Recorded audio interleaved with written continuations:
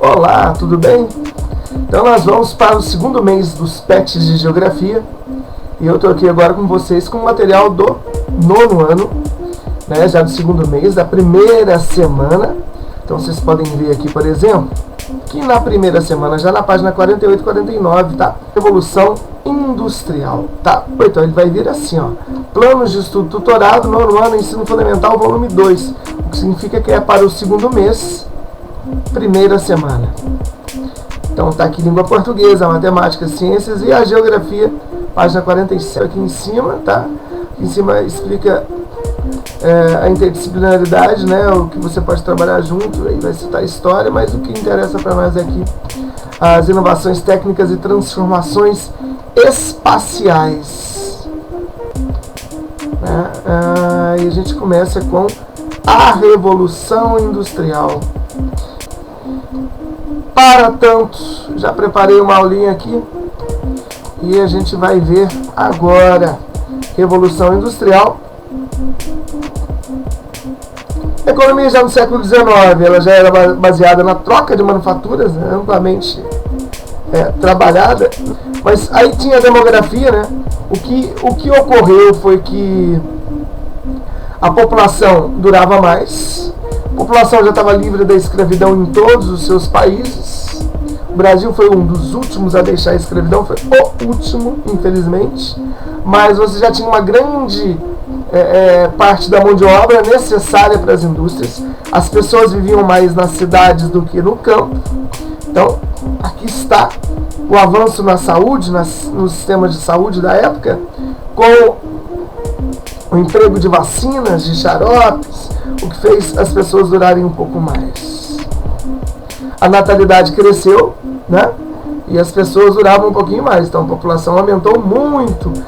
Então, na Revolução Industrial você tem um crescimento populacional, aumento da demanda por produtos e grande concentração da mão de obra nas cidades. Houve uma divisão ali entre burguesia e proletariado. O burguês, então, donos dos meios de produção. O proletário é aquele que trabalha para o burguês. Os burgueses, donos dos meios de produção, dono do comércio, dono das indústrias, dono das fábricas, e o funcionário, chamado então de proletariado. Os salários eram extremamente baixos, as condições de trabalho horríveis. Trabalhava-se com 7, 8 anos de idade, como vocês podem ver aqui na fotinha. Retrata o momento da grande Revolução Industrial. Veja, era comum crianças no ambiente de trabalho na primeira Revolução Industrial. E aqui a sociedade sem emprego, porque a indústria se automatizou. Ela se tornou automática. Então as máquinas vieram substituir o homem já lá no início da Revolução Industrial. Lembrando, a Revolução Industrial tem, na primeira Revolução Industrial, uma característica principal, o emprego e a setorização, né? As pessoas passaram a ter setor de trabalho. Então, né, Taylor desenvolveu essa especialização de trabalho para cada uma das funções. Então, antigamente o artesanato era aquela função em que o industrial fazia tudo, ele fazia todo o processo e demorava demais para ficar produto pronto. Na primeira Revolução Industrial já setorizou-se as funções. Então cada um tinha uma função específica. Um exemplo prático: uma fábrica de sapatos, né? Tem o sujeito que faz o cadarço, as máquinas que fazem o cadarço. Tem o sujeito que faz as solas, as máquinas que fazem as solas. O cara que vai vigiar a qualidade do produto, o outro lá na ponta que vai só colar o produto. Então já é tudo especificado. E a sociedade copiou isso. As especificações dos professores também, um professor de geografia, um professor de história, um professor de matemática. Então houve essa especialização nos vários setores humanos, e a indústria fez com que isso ficasse muito evidente e aumentou a sua produtividade a partir daí. Ford também, Henry Ford, se apropriou dessa ideia de separação e construiu um sistema de esteiras, barateando o custo dos carros. Barateando o custo dos carros. Ele especificou as funções, criou máquinas e barateou os custos dos automóveis. Isso aqui é uma máquina movida a vapor.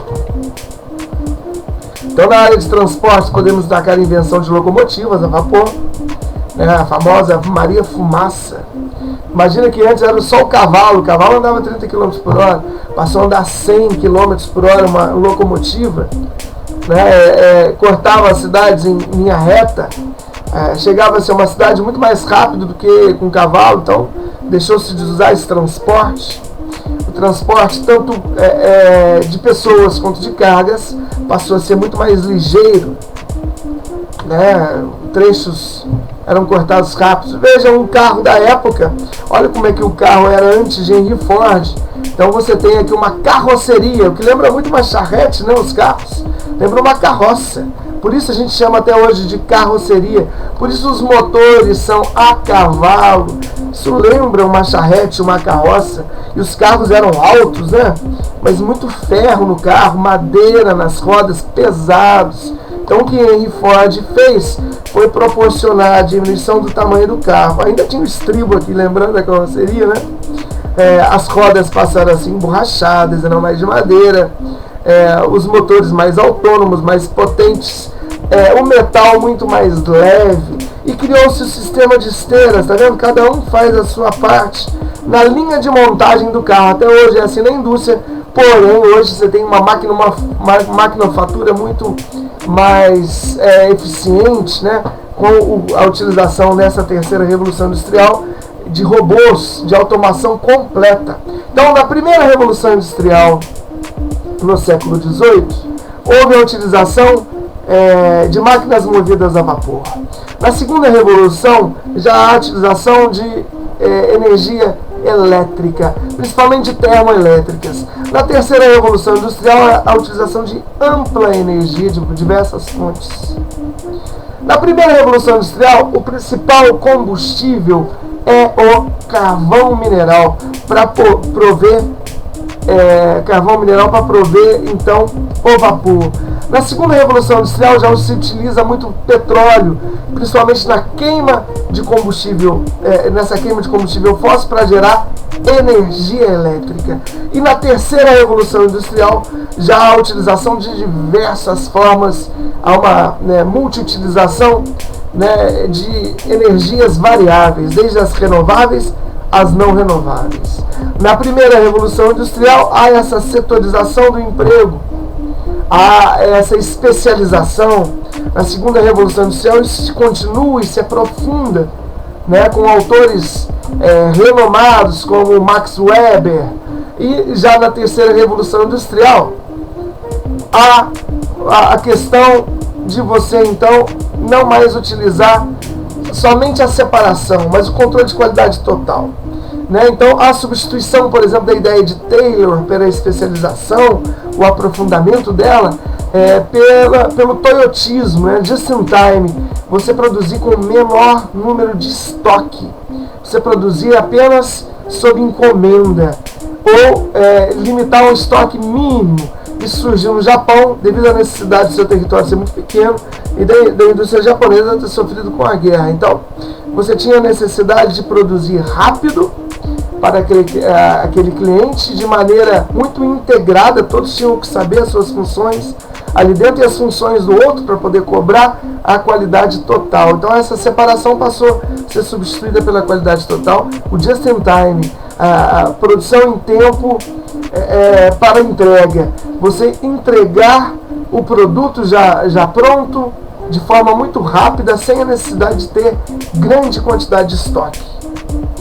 Então houve a substituição, a ideia em relação a isso. Aqui a máquina a vapor foi realmente uma revolução. Imagina sair do cavalo para isso aqui, Desde então nós não tivemos uma revolução tão grande. As consequências então desse processo são reivindicações de primeiras condições de trabalho, lógico, que as pessoas da primeira revolução industrial tinham pouca condição de emprego, a separação da burguesia e do proletariado, né? O aprofundamento do capitalismo aqui, que deixou de ser comercial para ser um capitalismo industrial, posteriormente financeiro, isso já é para outra aula. A intensa urbanização é consequência da industrialização. Os avanços em várias áreas, principalmente na medicina e na tecnologia, e o intenso êxodo rural. As pessoas saíam do campo para mudar para as cidades. Aumento da geração de gases e lixos tóxicos, é óbvio, né?